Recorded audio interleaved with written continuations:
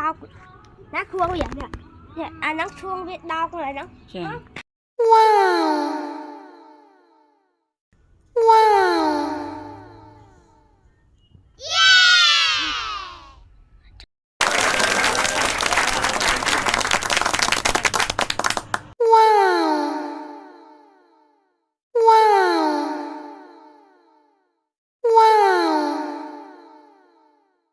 Wow. Wow.